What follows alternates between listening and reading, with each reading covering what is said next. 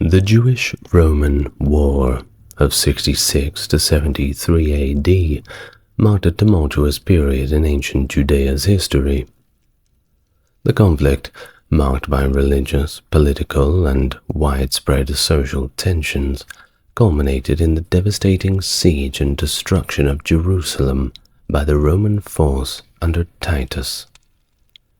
The war had profound demographic, cultural, and political ramifications for the Jewish population of Judea, but also for the broader Mediterranean region. While primary sources offer varying accounts of the conflict's toll, its impact on Judea's population and landscape was undeniably significant. And that's what we're here to learn about today. Hello and welcome to the channel. If you're new here, it's nice to meet you. And if you're coming back, it's good to see you again. As always, if you'd like to support the channel and keep me going, then you would follow the links to the Patreon. Otherwise, a like, comment, and subscribe if you feel inclined to do so also goes a long way. Now, with that out of the way, let's get on to today's video. The First Roman-Jewish War. Now, this is kind of a part one of two videos about the Roman-Jewish wars in general. In the next video, I'll talk about the Bar Kokhba Revolt and the events that led up to that. But let's talk about this first and go right back to the beginning. From 37 BCE to 4 BCE, King Herod ruled Jerusalem as a vassal king appointed by the Roman Senate.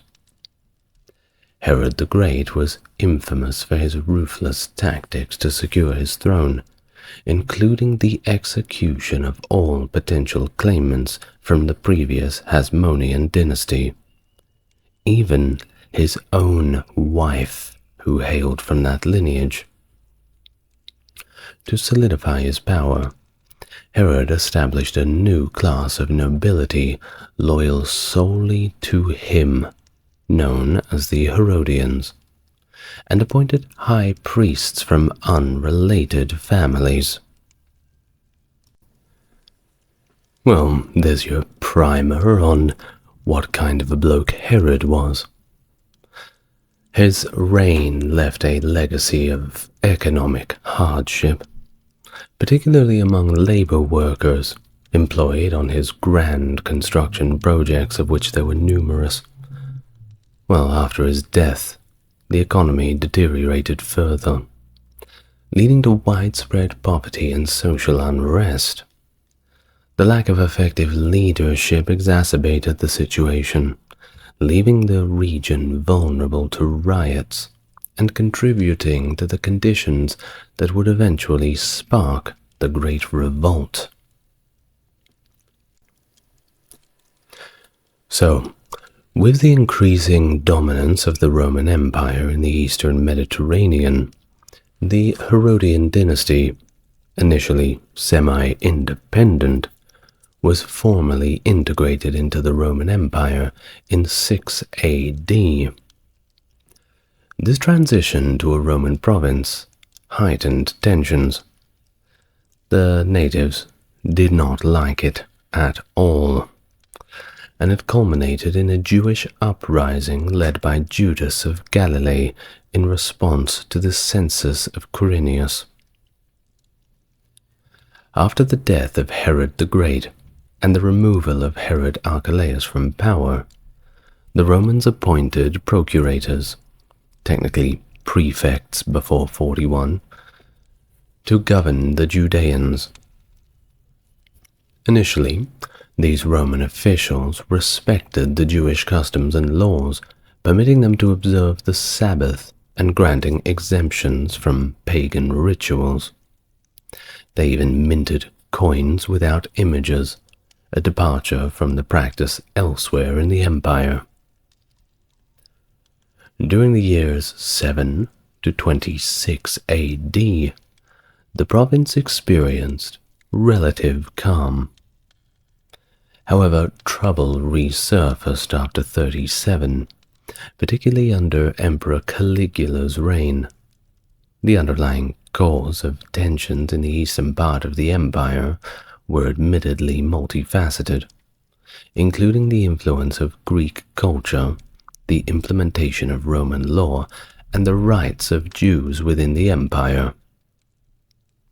Caligula harbored suspicions toward the prefect of Egypt, Aulus Aelius Flaccus, who had ties to Egyptian separatists and a history of opposing Caligula's family. So, in 38, Caligula dispatched Agrippa to Alexandria, without prior notice, to assess the situation under Flaccus. Agrippa's visit was met with a good deal of hostility from the local Greek population. Remember that they were under the rule of the Greeks at this time, who viewed him as the king of the Jews. In an attempt to appease both the Greeks and Caligula, Flaccus ordered the placement of statues of the emperor in Jewish synagogues, and just before I go on, allow me to correct myself. They were not under the rule of the Jews, because Cleopatra and Ptolemy had already been defeated, ending the Ptolemaic dynasty. I do apologize. Moving on. However, this move triggered widespread religious riots in the cities. You can't just put your statues wherever you like them. People do not like that. Don't do it. Well, the unrest had to be dealt with. So, in response to all this, Caligula removed Flaccus from his position. And he could have just had him sent away, but in true Caligula fashion, simply had him executed. In 39 AD, Agrippa accused Herod Antipas, the tetrarch of Galilee and Perea, of planning rebellion with Parthian assistance. Herod Antipas confessed, leading to his exile, while Agrippa was rewarded with control over his territories.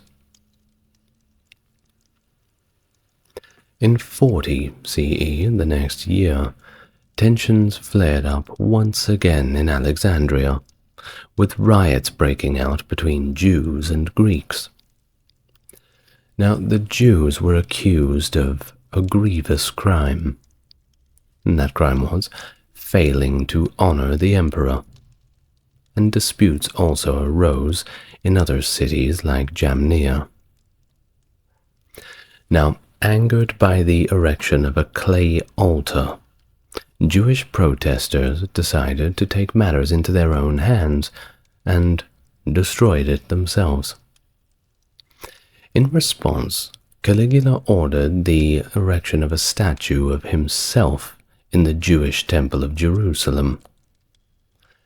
This was a much greater insult than the original clay statue. However, fearing a civil war, the governor of Syria, Publius Petronius, delayed implementing the order for nearly a year, until Agrippa convinced Caligula to reverse it.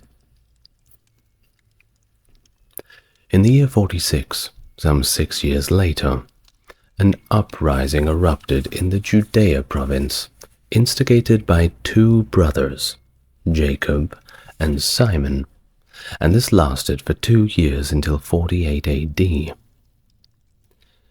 It began as a sporadic insurgency, centered in the Galilee. Roman authorities eventually suppressed it, resulting in the execution of both brothers. The relatively conciliatory Roman policy in Judea shifted then with the appointment of Gessius Florus as procurator. That was between 64 and 66 CE. Now, Nero was at this time in power, and he tasked Florus with extracting a large sum of money from Jerusalem's temple while quelling any resistance.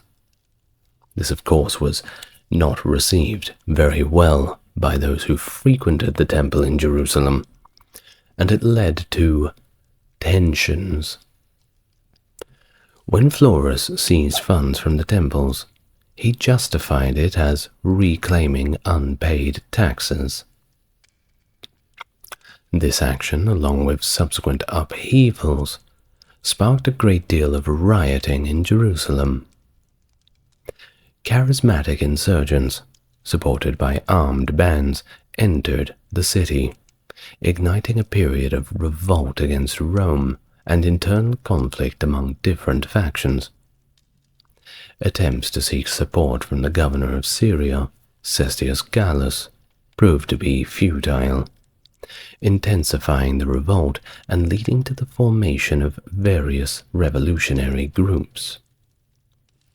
Florus's efforts to quell the riots only fueled more revolutionary fervor, escalating the conflict even further. Now, according to Josephus, he was a Jewish historian of the contemporary time, the eruption of violence in 66 AD was actually triggered by Greeks who were sacrificing birds in front of a synagogue in Caesarea. In response to this, one of the Jewish temple clerks, Eleazar ben Hananiah, halted prayers and sacrifices for the Roman emperor. Grievances over taxation were added to the protests, leading to random attacks on Roman citizens and perceived traitors in Jerusalem. And also, you didn't really have to do much to be perceived a traitor. If you weren't 100% with them, you were effectively a traitor nonetheless, even if you were just trying to keep your head down and not get executed by a Roman patrol. Now, Roman troops, under the orders of Procurator Gessius Florus, breached the Jewish temple and confiscated 17 talents from its treasury, claiming that it's all right, it's for the emperor, just give us the gold. This was also not received well. Someone barging into your house and taking all of your things, not very neighborly. Therefore, this action incited further unrest, with some Jews openly mocking Florus by collecting money as if he were poor, insinuating that he was a beggar and they were throwing coins to him. Now, Florus responded by sending soldiers to raid Jerusalem and arrest several of the most prominent leaders, who were later whipped in public and crucified. All of this despite some of them actually being Roman citizens. So you can see how serious the Romans were taking this. Well, don't worry, the Judeans were taking it equally as serious, because in retaliation, the outraged Judean nationalist factions took up arms and swiftly overran the military garrison in Jerusalem. Fearing the escalating conflict, King Herod Agrippa II and his sister Berenice fled to Galilee. Judean militias targeted Roman citizens and pro-Roman officials, removing all Roman symbols from the country.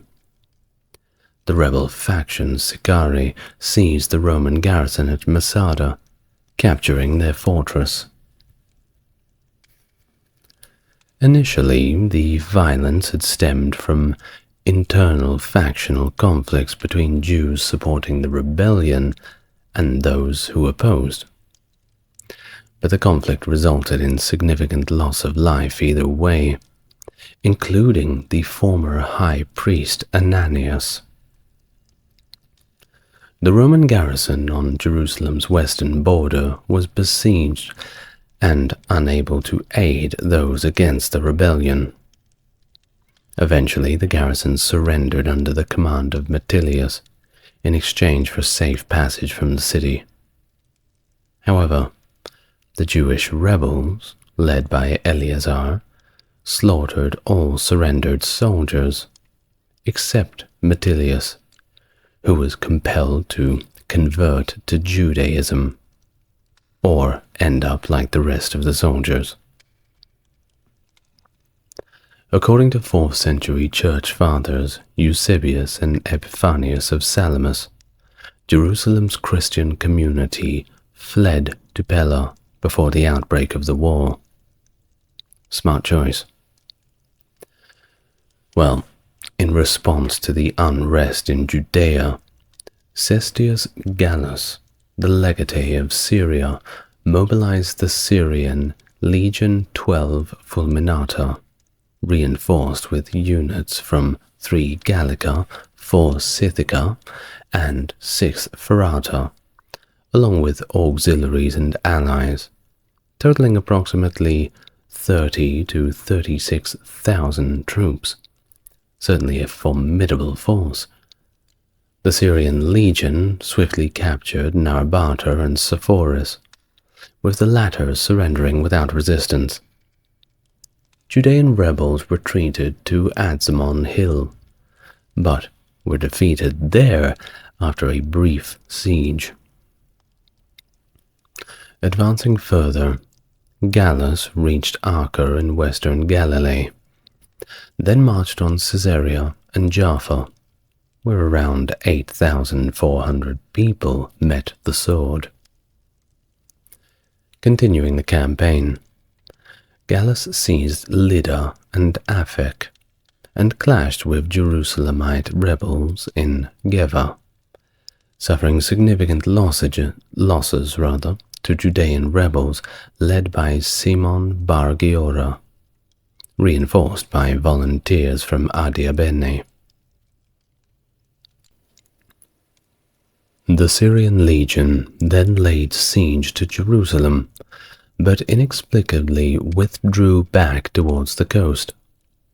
On the retreat, they were ambushed and suffered a devastating defeat by Judean rebels at the Battle of Beth Horon, resulting in the loss of approximately 6,000 Roman troops and the Aquila of Legio 12 Fulminata.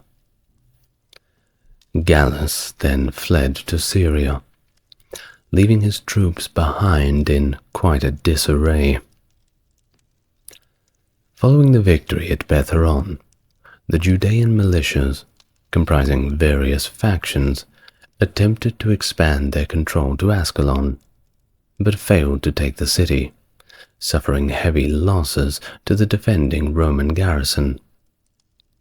Subsequently, the Judean provisional government was established in Jerusalem, with prominent figures like Ananas ben Ananas and Joseph ben Gurion assuming leadership roles. Meanwhile, Menahem ben Yehuda's attempt to seize control of Jerusalem was thwarted, leading to his execution and the expulsion of the Sicari faction to Masada. Simon Bar Kokhba's faction, also ousted from Jerusalem, sought refuge in Masada until the winter of 67 to 68. On the Roman side, Emperor Nero dispatched General Vespasian to quell the rebellion, who arrived with 2 legions, 10th Fretensis and 5th of Macedonia at Ptolemais, in April 67. Joining him were his son Titus with Legio 15 Apollinaris, and various local allies, which included King Agrippa II. Now with over 60,000 soldiers, Vespasian initiated operations with the priority of subduing Galilee. Now, here was the situation in Galilee. The Judean rebels were split into 2 factions, those loyal to the central government in Jerusalem under Josephus, representing the wealthy and priesthood classes, and local zealot militias, composed mainly of the poor, fishermen, farmers, and quite a few Syrian refugees. Several towns surrendered with minimal resistance, but others had to be taken by force.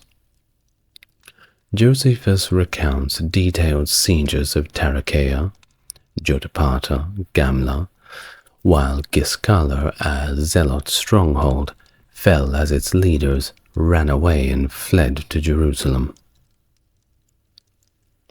By 68 CE, Jewish resistance in the north was more or less crushed, and Vespasian established his headquarters in Caesarea Maritima. He then systematically cleared the coastline, avoiding direct confrontation with the rebels in Jerusalem. According to Josephus, around 100,000 of the Judeans were killed or perhaps enslaved in the Roman conquest of Galilee. However, these numbers, especially such a great number of 100,000, are subject to quite a bit of debate. Well, after consolidating his position in Caesarea Maritima, Vespasian prepared for a new campaign in the Judean and Samarian highlands. That's Sa-Marian, not Su-Marian, by the way. Don't get confused. Meanwhile, the Jews expelled from Galilee took refuge in Jaffa, named at that time Joppa, rebuilding the city walls and disrupting commerce and grain supply to Rome through a light flotilla. Josephus described their actions, stating, "They also built themselves many great piratical ships, and turned pirates upon the seas near to Syria, Phoenicia, and Egypt. They made those seas unnavigable to all men." Leaders of the failed northern revolt, led by John of Giscala, retreated to Jerusalem with their forces. The city, filled with militants from various factions, including remnants of the Judean provisional government and zealot militias, descended into chaos. The radical zealots seized control, initiating a brutal civil war and executing anyone who advocated surrender. When the zealots deceived the Idumeans with a false message of reconciliation with the Roman army, approximately 20,000 armed Idumeans entered Jerusalem, joining forces with the zealots. This led to the massacre known as the Zealot Temple Siege, resulting in the deaths of prominent figures of the Judean provisional government, including Ananus ben Ananus and Joseph ben Gurion, along with thousands of civilians, of course. But no one remembers their names. Upon learning of the events in Jerusalem, Simon Bar Kokhba left Masada and began raiding Idumea, where he encountered little resistance and allied with the Idumean leaders, including Jacob ben Susa. In the spring of 168, Vespasian launched a systematic campaign to reclaim rebel-held strongholds in Judea. He successfully captured Aphek, Lida, Javne, and Jaffa, and expanded his operations into Idumea, Perea, and eventually the Judean and Samarian highlands, where Simon Bar Kokhba's faction posed a significant threat to Roman authority. By July 69, the Roman army had seized key strategic locations, including Gophna, Akrabata, Belat al-Frame, and Hebron. Meanwhile, back in Rome, significant political upheaval on their side was very much underway. The emperor at the time, Nero, had his downfall because of his erratic and strange behavior, as the Senate, Praetorian Guard, and prominent army commanders all teamed up to conspire against him. Nero's subsequent taking of his own life marked the end of his reign, but the succession was far from stable. The new emperor was Galba, but he was swiftly murdered by his rival Otho, igniting a civil war known as the Year of the Four Emperors. In 69, Vespasian, previously uninvolved in the power struggle, was suddenly hailed as emperor by his legions. He left his son Titus to continue the campaign in Judea, while he journeyed home to claim the throne from the usurper Vitellius, who had overthrown Otho via nefarious methods. Titus led the Roman legions towards Jerusalem, the rebellious province's capital, causing a wave of Judean refugees as towns fell to the Roman forces one by one. The Judean rebels, weakened by their own internal strife, were primarily focused on their own survival and control of the city. Despite factional conflicts among the zealots, they still managed significant military strength. John, a leader of the zealot faction, seized power in Jerusalem after assassinating Eleazar, while Simon Bar Kokhba's forces were invited into the city to counter John's faction. Infighting between the factions persisted through the year 69, further destabilizing the rebel cause as nobody could seem to get along. The siege of Jerusalem, the heavily fortified capital of the province, quickly reached a stalemate as the Roman armies found themselves unable to breach the formidable defenses. In response, they established a permanent camp just outside the city, encircling Jerusalem with a trench and constructing a wall as high as the city's own fortifications. Attempting to flee the city meant facing capture and crucifixion on the dirt wall, with as many as 500 executions occurring in a single day. Now you imagine it.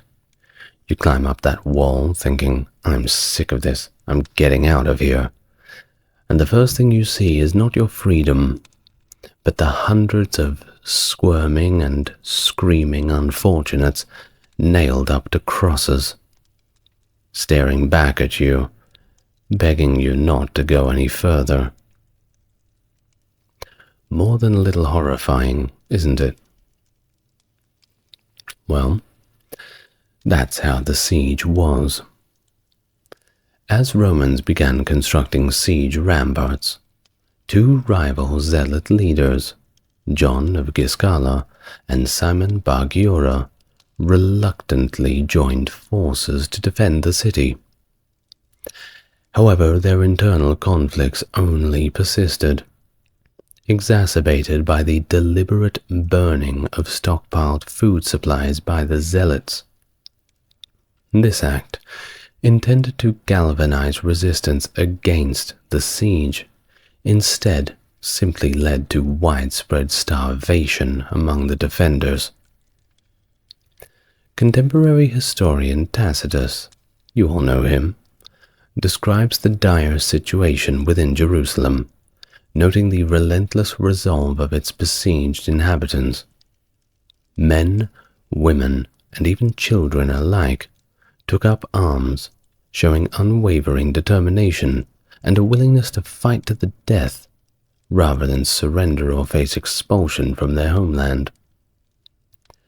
Estimates of the besieged population vary, with Tacitus suggesting 600,000 and Josephus indicating nearly 1 million.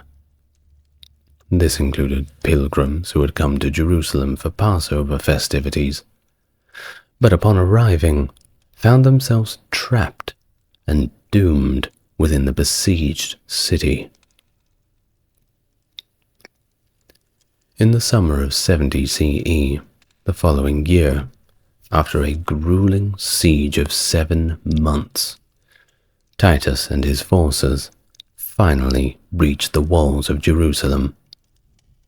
And when they did, it led to widespread destruction of the city.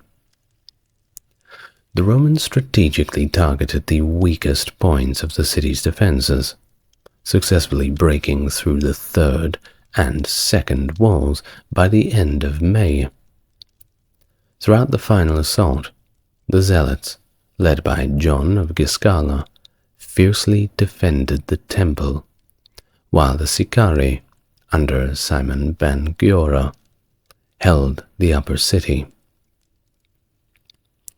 The destruction reached its climax with the razing of the Second Temple, a symbol of Jewish identity and resistance, on Tisha B'Av, that's the 29th or 30th of July 70 CE. The entire city, including all 3 walls and its citadels, was systematically demolished, leaving few structures standing. Survivors were either taken into slavery or scattered, and the once thriving Jerusalem was reduced to a smoldering ruin, with remnants of overturned stones serving as grim reminders of its former glory. John of Giscala surrendered at the fortress of Jotapata, while Simon bar Giora was captured at the site of the destroyed temple. The precious treasures of the temple, including the menorah and the table of the bread of God's presence, were looted and paraded through the streets of Rome as spoils of war during Titus's triumphant procession. Among the captives were John of Giscala and Simon bar Giora, both of whom faced different fates. John was sentenced to life imprisonment, while Simon was executed. And if you know anything about life in a Roman prison, depending on the method of execution, perhaps you'd like to weigh up your options.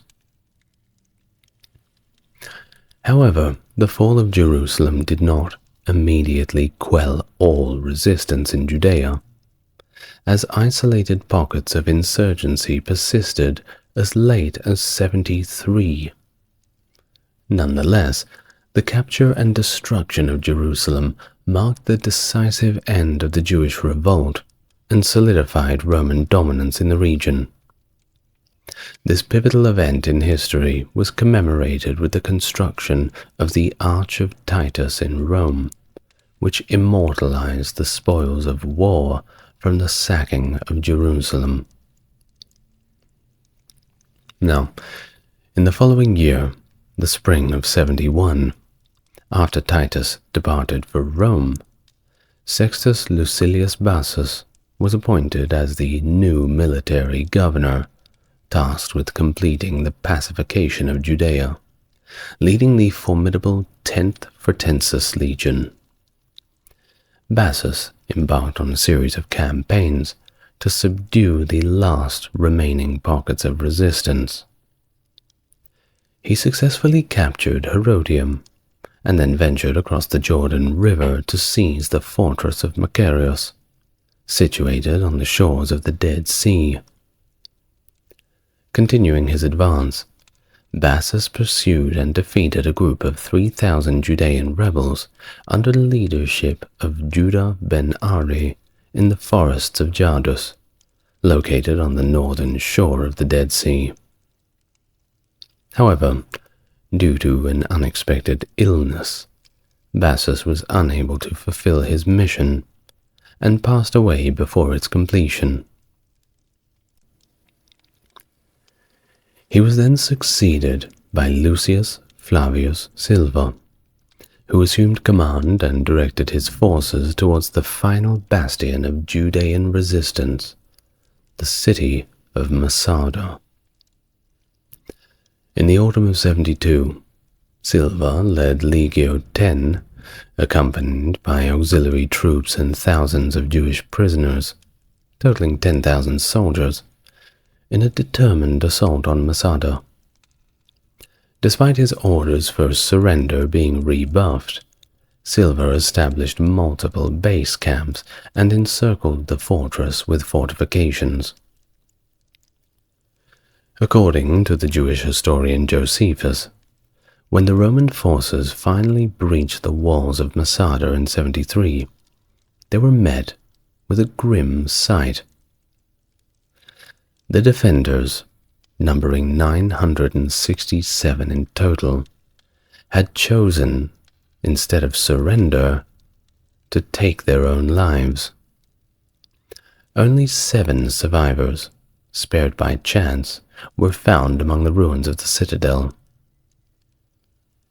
The fall of Masada marked the tragic end of the Jewish revolt, symbolizing the unyielding spirit of resistance against Roman domination. The Roman suppression of the Jewish revolt in Judea had profound and far-reaching consequences, particularly in terms of demographic impact and societal upheaval. The conflict, of course, resulted in widespread loss of life, as many Judeans perished in battles, sieges, and massacres, while numerous cities, towns, and villages were razed to the ground. The extent of destruction, of course, varied across different regions, with some areas suffering more extensive devastation than others. In Galilee, for example, cities like Tarichaea and Gabara were completely destroyed, while others like Sepphoris and Tiberias reached accommodation with the Romans and experienced relatively minimal harm, at least compared to the other cities who did not reach such an accommodation. Similarly, Transjordan and central Judea witnessed varying degrees of destruction.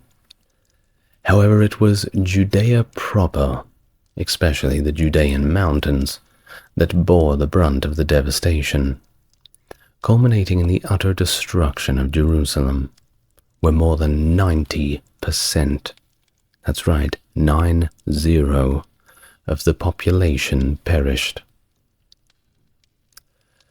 Josephus records that many Jews were taken captive by the Romans, with some sent to work on infrastructure projects in distant lands like the Isthmus of Corinth in Greece, while others were consigned to forced labor in Egypt, or simply sold into slavery elsewhere.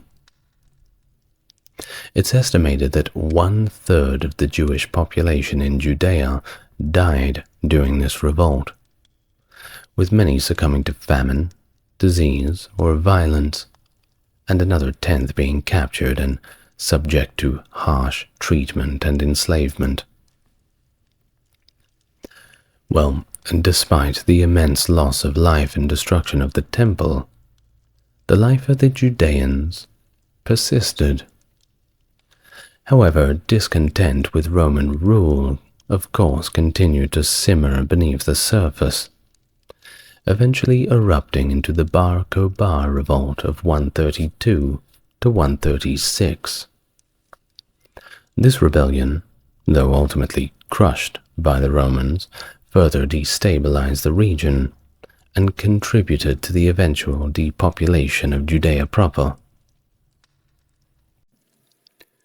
The Bar Kokhba Revolt, also known as the Third Jewish-Roman War, was a pivotal uprising that occurred in Judea during the 2nd century AD. Sparked by Roman oppression and religious suppression, the revolt erupted in 132 under the leadership of Simon Bar Kokhba, a charismatic figure who rallied the Judean population against Roman rule. And today, that's what we're here to discuss. Hello and welcome to the channel. If you're new, it's good to meet you, and if you are coming back, it's a pleasure to have you with me again. If you'd like to support the channel, then please follow the links to the Patreon. And if you'd like to support in other ways, liking, commenting, and subscribing helps YouTube push my videos out to more people. Now, without further ado, get yourself relaxed while we settle in and talk about the Jewish-Roman Wars, Part 2. If you've not seen the first video, you may find the link in the description discussing the first Roman-Jewish revolts. Now, before we talk about the Bar Kokhba Revolt, we have to set the scene with the Kitos War. So let's do that first, shall we? Throughout the 1st century CE, tensions between the Jewish population of the Roman Empire and the broader Greek and Roman communities steadily saw an increase.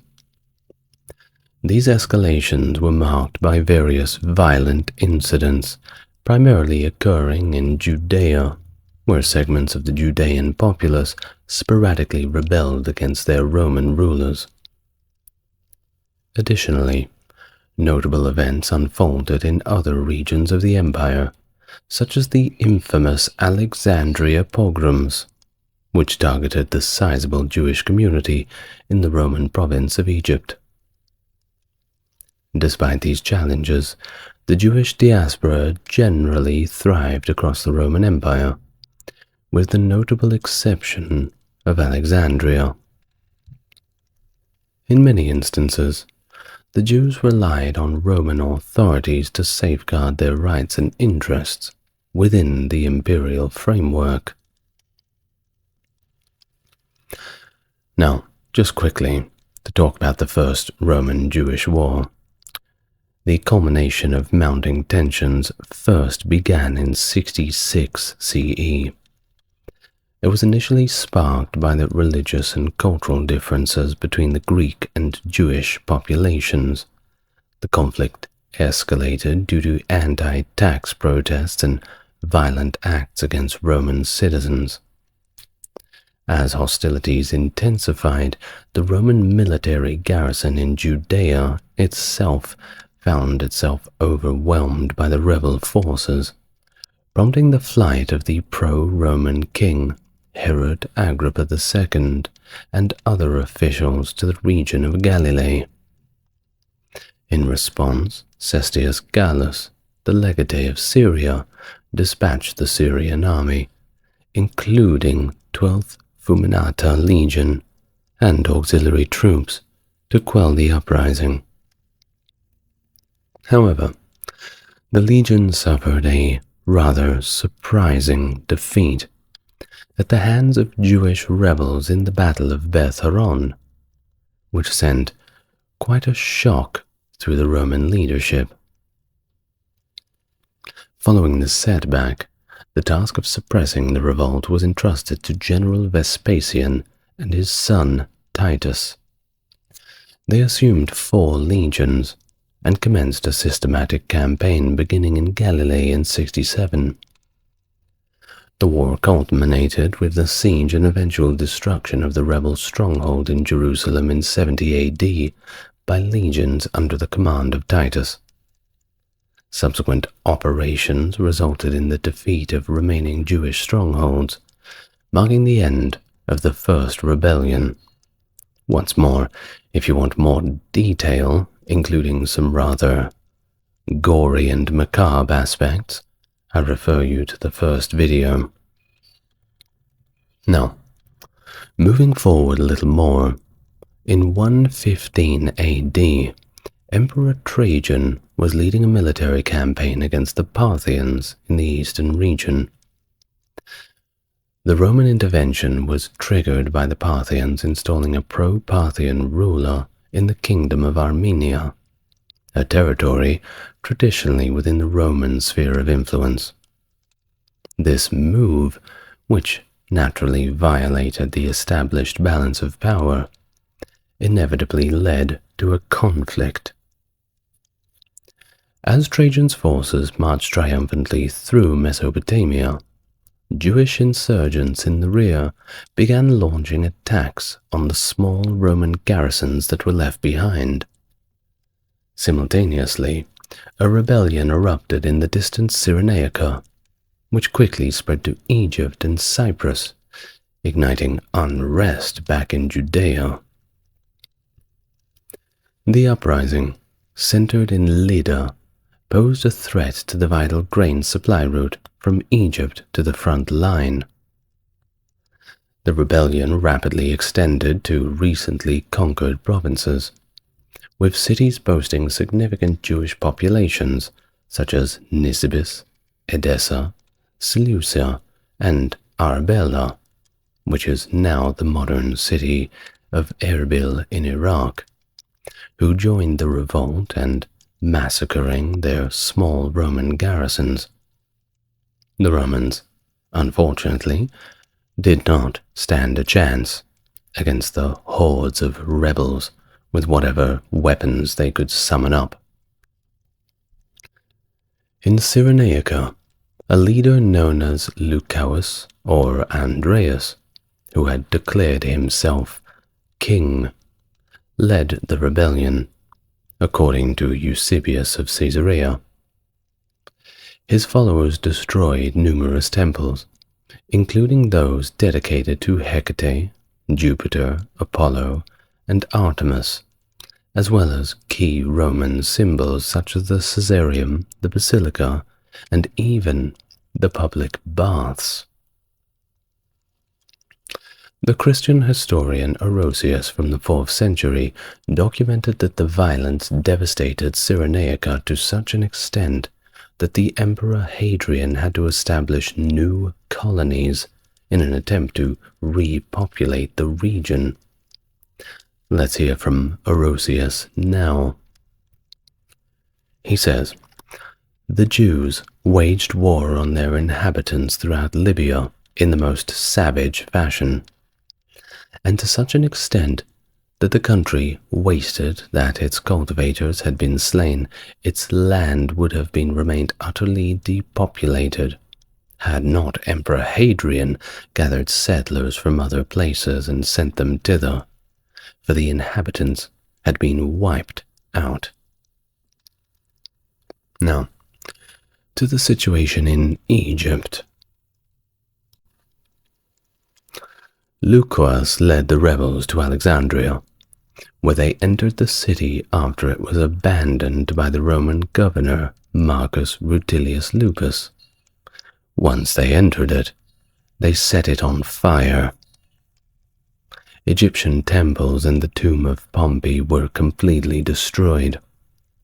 The Jewish rebels also achieved victory in a battle of Hermopolis in 116, as evidenced by Egyptian papyrus records. Trajan dispatched new troops under the Praefectus Praetorio Marcius Turbo, but it was not until autumn 117 that Egypt and Cyrenaica were completely pacified. And now to Cyprus. In Cyprus, a Jewish group led by Artemion seized control of the island and massacred tens of thousands of Cypriot Greek civilians. Remember, civilians, not fighters, not guards, civilians. During the major uprising against the Romans under Trajan in 117, Cypriot Jews joined in, and, according to Dio, they slaughtered 240,000 Greeks. A Roman army was sent to reclaim the capital, and after the rebellion was completely quelled, laws were enacted banning any Jews from residing on the island. This prohibition extended to the extent that Jewish survivors of shipwrecks were punished for seeking refuge on Cypriot shores. Talk about harboring a grudge, but can you blame them? In Mesopotamia, a fresh rebellion erupted while Trajan was in the Persian Gulf. Trajan successfully recaptured Nisibis, modern-day Nusaybin in Turkey, Edessa, the capital of Osroene, and Seleucia, which is located in present-day Iraq, all of which harbored very significant Jewish communities. As part of Trajan's entourage, a pro-Roman son of the Parthian king Osroes I, Parthamaspatus, was brought on the expedition.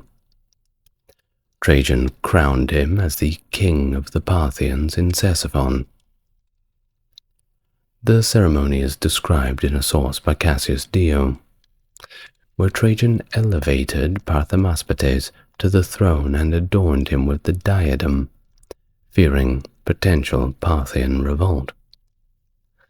The Romans had quite a lot of trouble with the Parthians in previous times, and would have more trouble with them in times later on. But that's for the Parthians video. Now Trajan, after this, then headed north to personally oversee the ongoing siege of Hatra. The siege persisted throughout the summer of 117, but Trajan's health, weakened by years of campaigning in the scorching eastern climate, began to deteriorate.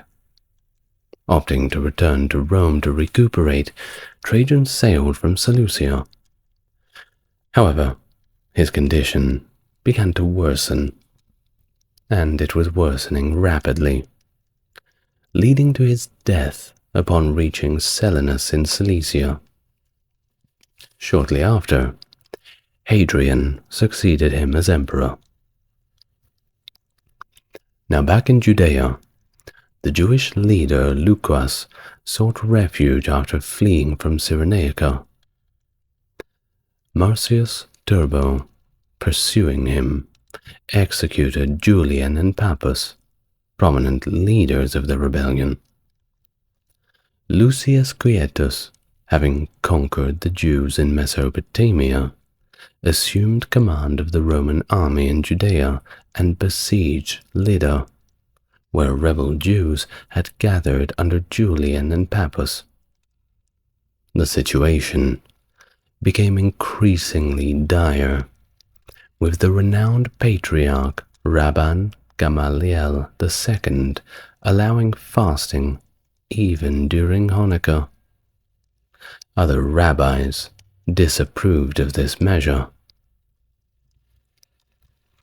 Now, following the capture of Lydda, many Jews were put to death, with the slain of Lydda being remembered with reverence in the Talmud.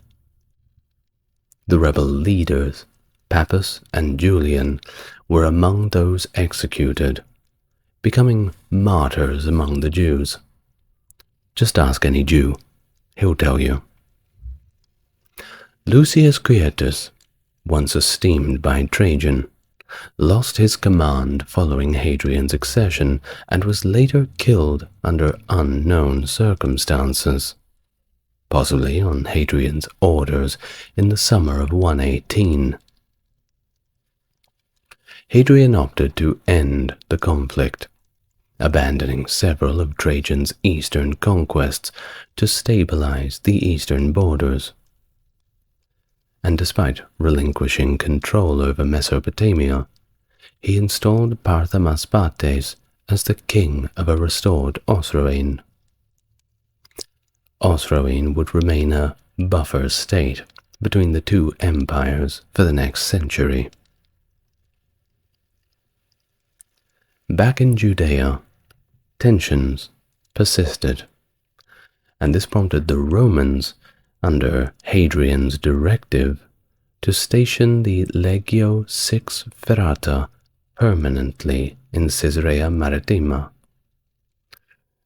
They knew the fight was definitely not over yet. Which leads us to the year 130. Significant developments unfolded in the province of Judea when Hadrian embarked on a visit to the eastern Mediterranean. According to Cassius Dio, during his visit, Hadrian made the pivotal choice to rebuild the devastated city of Jerusalem as the Holy Roman colony of Aelia Capitolinia, naming after himself. This decision, coupled with Hadrian's imposition of other restrictions on the Jewish population, purportedly fueled the outbreak of the 132 Bar Kokhba Rebellion. This revolt, marked by extreme violence, stretched the Roman military capabilities to their limits. And we finally arrive at the main topic. Pardon such a build-up, but you really must understand the background that led to this, where the Judeans find themselves, and why they were revolting. Now, let's talk about the Bar Kokhba Revolt. Jewish leaders meticulously strategized the second revolt to rectify the numerous errors that marred the first Jewish-Roman war 6 decades earlier. In 132, the uprising, spearheaded by Simon Bar Kokhba and Eleazar, swiftly spread from Modi'in across the region, effectively isolating the Roman garrison inside Jerusalem.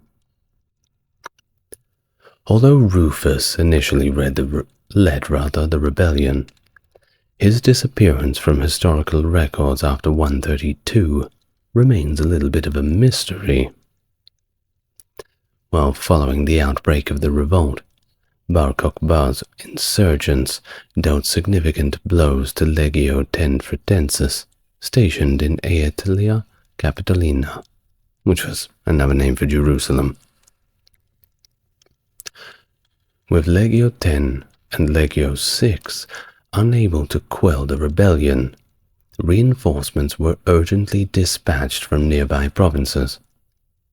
Gaius Publicius Marcellus, the legate of Roman Syria, arrived with Legio III Gallica, while Titus Haternius Nepos, the governor of Roman Arabia, brought Legio III Cyrenaica.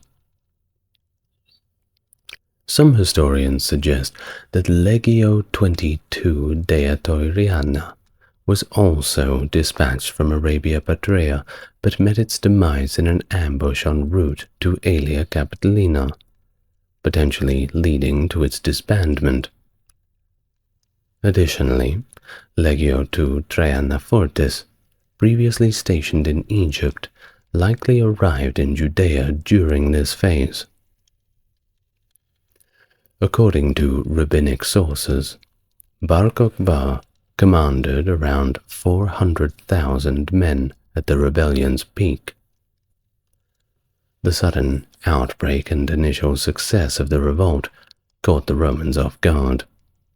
Employing a combination of tactics, the rebels primarily engaged in guerrilla warfare, inflicting heavy casualties on the Roman army.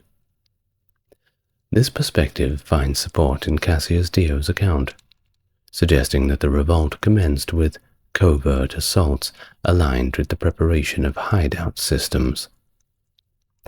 However, after seizing control of fortresses, Bar Kokhba shifted to direct engagement, leveraging his numerical superiority.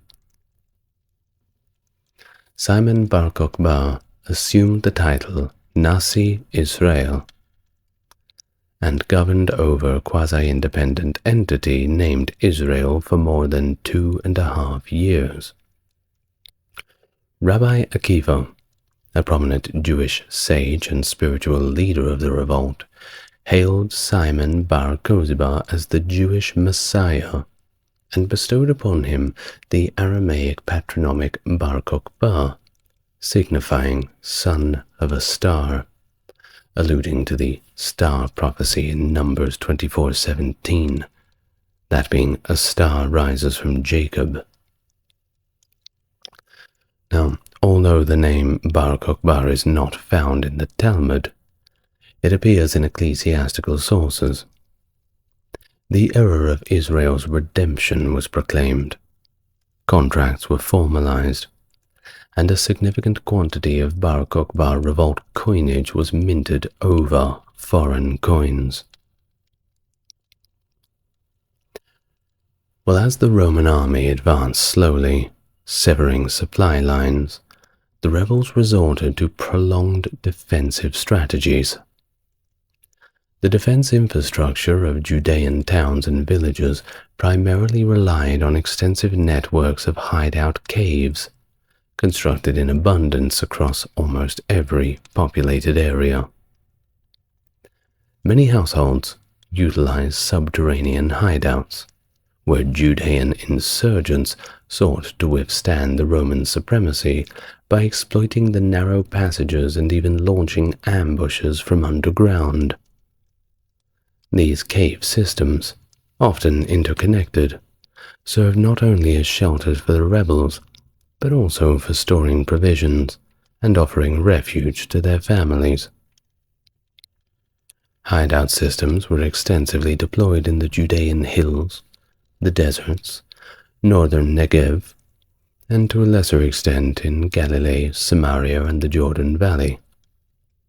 In fact, as of 2015, approximately 350 hideout systems have been documented within the remains of 140 Jewish villages. After facing a series of setbacks, Hadrian summoned his general, Sextus Julius Severus, from Britannia, and troops were mobilized from as far away as the Danube. In the winter of 133 to 34, Severus arrived in Judea with a formidable army, comprising of 3 legions from Europe, as well as cohorts from additional legions of between 30 and 50 auxiliary units. The size of the Roman force assembled against the rebels far surpassed that commanded by Titus 60 years earlier. Nearly 1/3 of the entire Roman army participated in the campaign against Bar Kokhba. That just goes to show how much was at stake. It is estimated that forces from at least 10 legions were involved in Severus's campaign in Judea, along with 30 or 40 of those extra units. It pretty much totaled up to about 60,000, or perhaps even as far as 120,000 with all the auxiliaries involved. Now that's quite a formidable force. And by the way, there is speculation that Legio IX Hispana was among the legions Severus brought from Europe, and its disappearance during the 2nd century is often linked to this war. According to some interpretations, one of the pivotal battles in the conflict occurred near Tel Shalem in the Beat Shean Valley, adjacent to what is now identified as the legionary camp Legio VI Ferrata. This theory suggests a significant expansion on the rebels' reach, potentially encompassing the northern valleys in addition to Galilee. Archaeological discoveries at Tel Shalem include remnants of a triumphal arch dedicated to Emperor Hadrian. It provides evidence that supports this interpretation. Also, findings such as a bust of Emperor Hadrian specifically tie the site to this period, reinforcing the theory of a major, decisive battle at Tel Shalem. Simon Bar Kokhba designated Herodium as his secondary headquarters, with Yeshua ben Galgula likely serving as his second or third in command. Findings across the site provide evidence for this revolt, from external structures to the intricate water system beneath the mountain.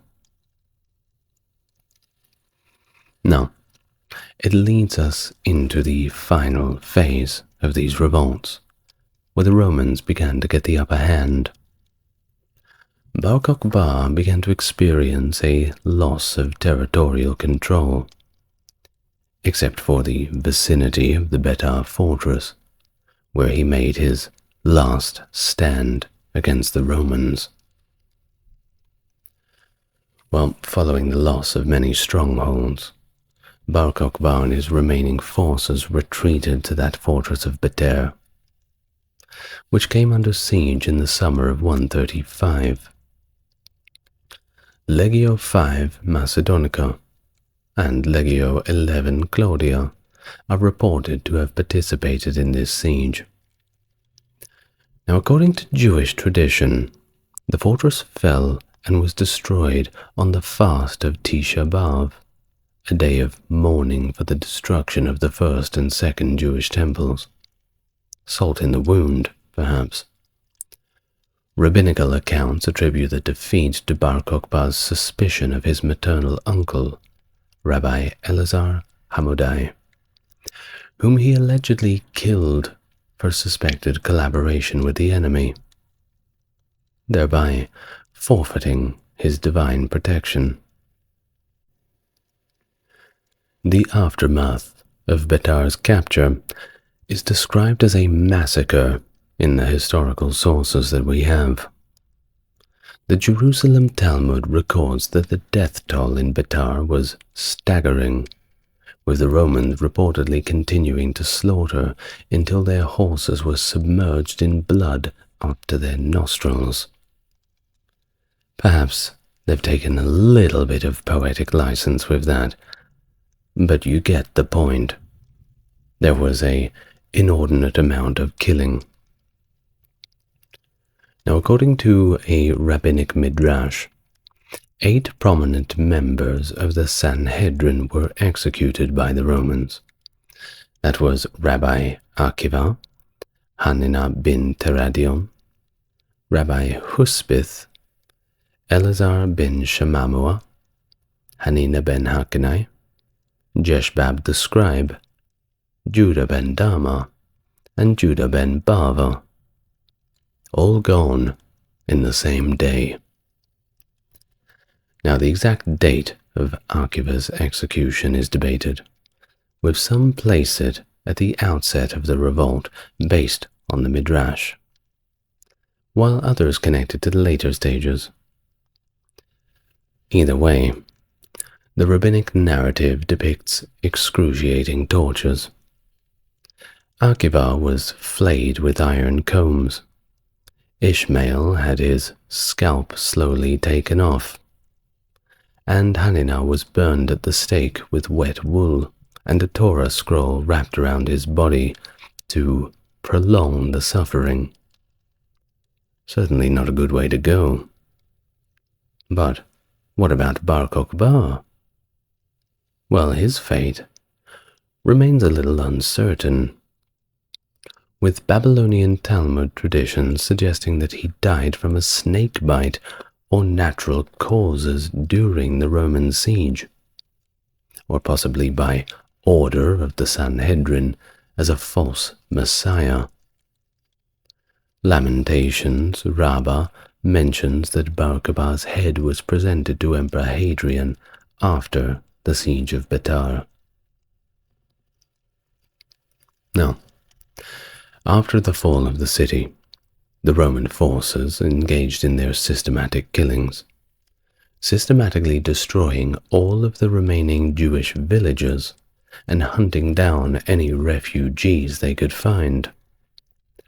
Legio III Cyrenaica played a significant role in this final phase of the campaign. And yes, it was a very brutal phase, but it was a kind of brutality that was matched by what they got. Everybody was as ruthless as the next. Well, historians hold differing views on the duration of the Roman campaign post-fall of Betar. Some argue that the further resistance was very swiftly crushed, while others suggest that pockets of Jewish rebellion continued to evade capture with their families into late 135 and possibly even the spring of the following year. However, whichever way it really is, it's clear that by early 136 that the revolt had been well and truly quelled. Cassius Dio noted that, and I quote, "Many Romans, moreover, perished in this war. Therefore, Hadrian, in writing to the Senate, did not employ the opening phrase commonly affected by the emperor. If you and your children are in health, it is well, and the army are in health." Some scholars argue that the unusually high number of preserved Roman veteran diplomas from the 150s and 60s suggest a significant conscription effort across the Roman Empire to replenish heavy losses within military legions and auxiliary units between 133 and 35, corresponding to the revolt. And as previously mentioned, 12th Deuteronia may have been disbanded due to such severe losses. Additionally, some historians propose that the disbandment of Legio IX Hispana in the mid-2nd century could be linked to this war. Previously, it was widely believed that the Ninth had vanished around 108 CE, possibly meeting its end in Britain. However, archaeological discoveries from the mid-2010s in Nijmegen, dating to 121 CE, revealed inscriptions of two senior officers who actually served in the Ninth around 120 CE and continued to hold prominent roles for several decades. This led to the conclusion that the legion was disbanded between 120 and 197, either due to its involvement in the Bar Kokhba Revolt, conflicts in Cappadocia, or perhaps operations along the Danube in 162. Well, let's have a little bit of retrospect. What was the aftermath? Well, the revolt had devastating repercussions for the Jewish population in Judea, resulting in extensive loss of life, widespread displacement, and rampant enslavement. The scale of the suffering exceeded that of the aftermath of the First Jewish-Roman War, leaving central Judea in a state of utter desolation. Some scholars characterize these consequences as an act of genocide. Jewish religious and political authority faced harsher suppression, and the province of Judea was renamed Syria Palestina. Casualties and widespread destruction. According to Roman historian Cassius Dio, I quote, 50 of the most important outposts and 985 of their most famous villages were razed to the ground. 580,000 men were slain in the various raids and battles, and the number of those that perished by famine, disease, and fire was past finding out.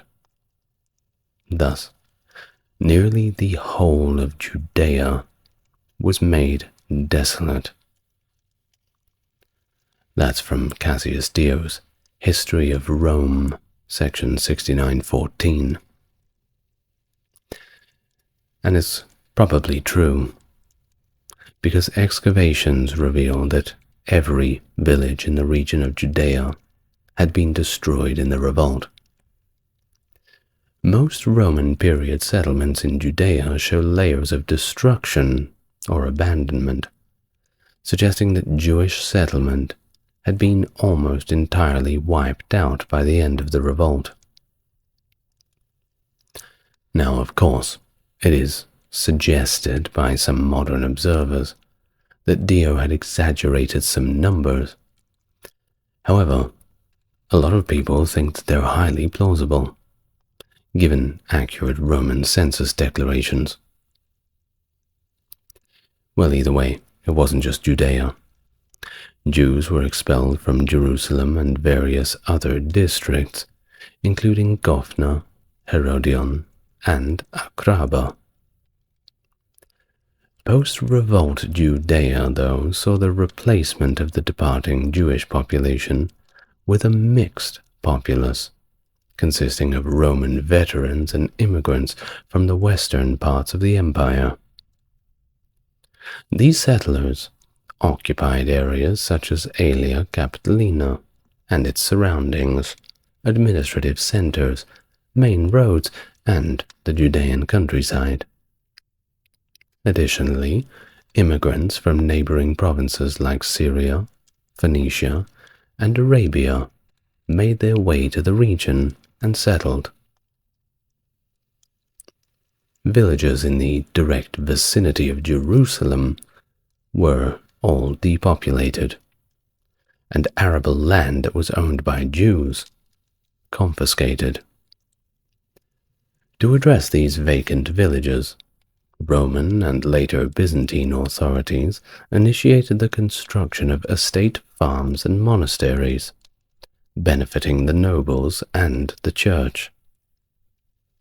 The rural areas around Aelia Capitolina underwent a process of Romanization, with evidence of Roman citizens and veterans settling there during the late Roman period. Evidence of Roman veteran settlement can be found throughout Judea proper, including artifacts like a marble sarcophagus depicting Dionysus in Turmus Aya, Latin-inscribed stones at Kirbet Dibna, a Minerva statue at Kirbat al-Mafyar, a centurion's tomb at Beit Natif, and a Roman mansion with Western elements near Beit Guvrin. Now, the enslavement of Roman, rather Jewish captives was very widespread, with sources indicating that there were very great many of them sold into slavery all across the empire. A chronicle from the 7th century states that Jewish captives were sold for the price of one ration of food for a horse, suggesting such a flood of new slaves in the market that supply and demand had simply made them so cheap. Captives who were not sold were deported to various locations, contributing significantly to the Jewish diaspora. Following the suppression of the Bar Kokhba Revolt, Hadrian enacted a series of religious decrees aimed at extinguishing Jewish nationalism in Judea. He banned Torah law and the Hebrew calendar. He also executed many Jewish scholars. And he wasn't done there. The sacred scrolls of Judaism were ceremonially burnt at the temple complex he constructed on the Temple Mount, where statues of Jupiter and himself were installed instead. These measures remained in force until Hadrian's death in 138, which brought at least a little bit of relief to the surviving Jewish communities. Additionally, the Romans imposed a lasting punishment by attempting to erase the memory of Judea, or ancient Israel. They dropped the name Judea from the provincial title renaming the province Judea as Syria Palestina. This move was unprecedented, as rebellions had never before resulted in expunging of a nation's name.